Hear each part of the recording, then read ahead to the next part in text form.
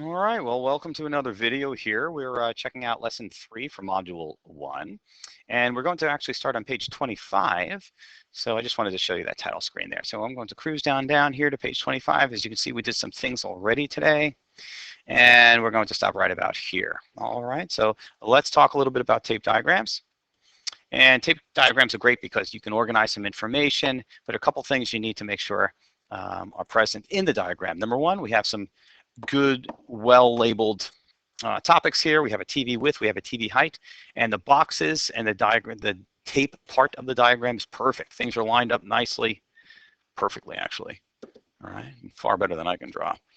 And there you have it. So we have a width and a height. Now, as we have it here, we have 1, 2, 3, 4 for the width. Right? I'm just going to put a little 4 over there, and we have a 3 for the height. Therefore, our ratio to width to height there, from width to height, right? So the width is the 4, and the height is the 3. So if I am asked to write a ratio, which I am, I'm simply going to write 4 to 3, like that. That's a terrible T.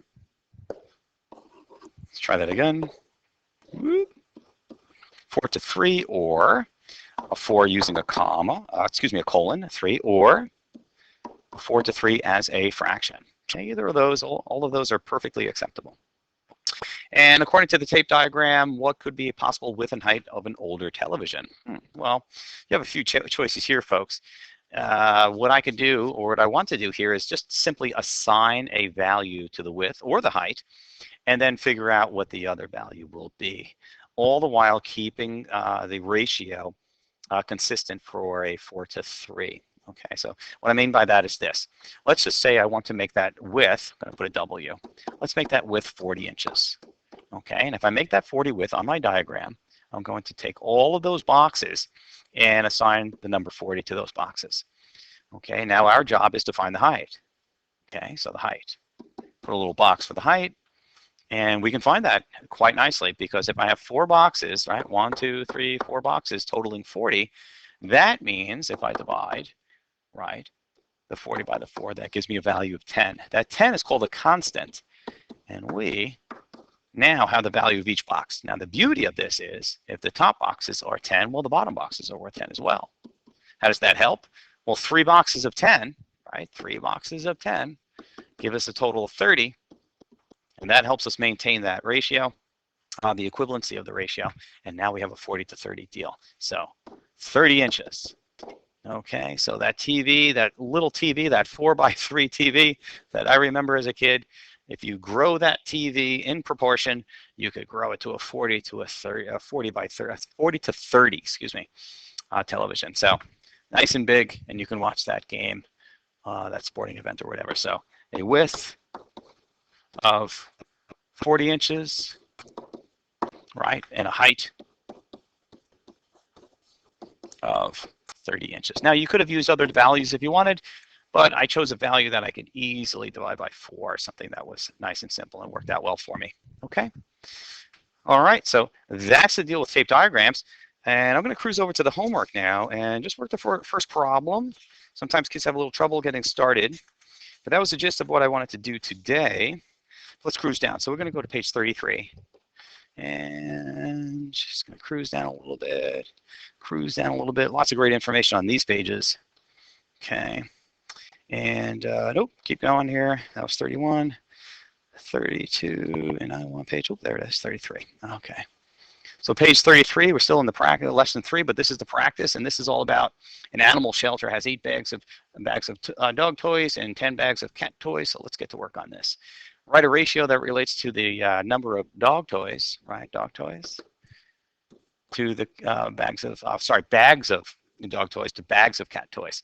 Well, they gave us the numbers already. Just don't mess up the order. Okay, so dog toys are 8. There it is, right there. And bags of cat toys 10. There it is. So if they're just looking for a ratio, that's it, folks.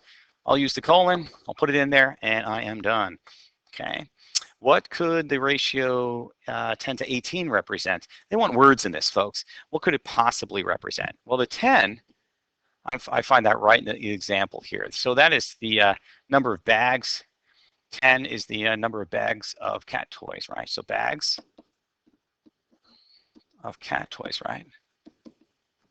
But that 18, that's a little bit different. But if I take that 8, I'm noticing if I take that 8 and that 10, and I add them together, that gives me that 18. But what could possibly represent that? But if I take dogs and cats and put them together, I guess I could simply call them pets, right? So 18 bags of pets. Toys. Pet toys, not pets. Oh boy, that's pretty funny. Anyway, pet toys, right? So that's a nice little scenario. You could do that. Okay, so that's one scenario. That's the only one I can think of here. And okay, so there you go. Now, if you want to write something out in the language of ratios, you could say something like, for every, you can have some fun, 10 bags of, is that cat toys,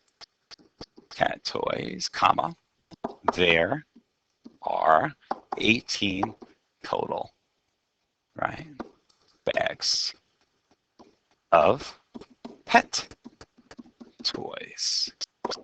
Something like that. That can work too. Okay. But now we're going to a different level here. They're saying that there are 6 toys in each bag. Oh, well, there's 6 toys in each bag. Our numbers are about to grow. Now, there are a couple of ways you can do this.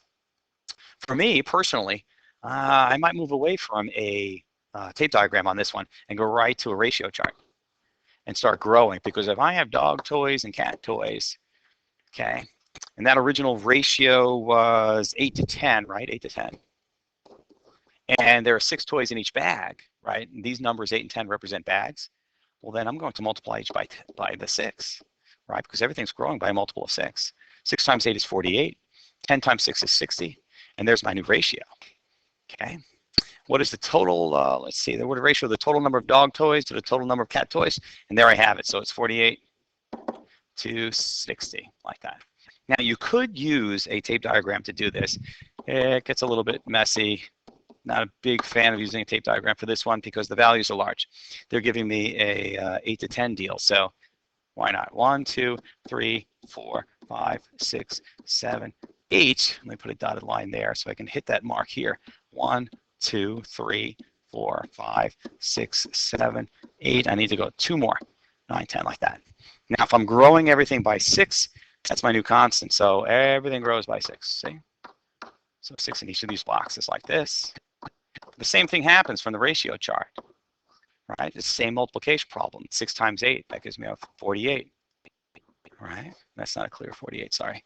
48, and then the 10 times 6, right? That gives me my 60. So I can do it that way as well, okay? The beauty of the tape diagram is you can immediately see things like, well, you know, what is the difference between the two? And of course, that's 12. And you can nicely find the total if you want to add everything together, right? So if you have the 48 and the 60, if they're saying how many total, we'll just put them together, right? So you have a 108 kind of thing. That's kind of nice. So the tape diagram does have its advantages, okay? And explain how the ratios are wrote in parts A and C represent the same situation. Well, that's the deal, folks. I mean, they're equivalent ratios. That's the main word there. The ratios are equivalent. Right. In other words, for every sum of or total of dog toys, we're going to have cat toys every single time. And that's what it's talking about. Okay. So that's the deal, folks. Hope you enjoyed that. Okay. Be well. Take care. Math rules.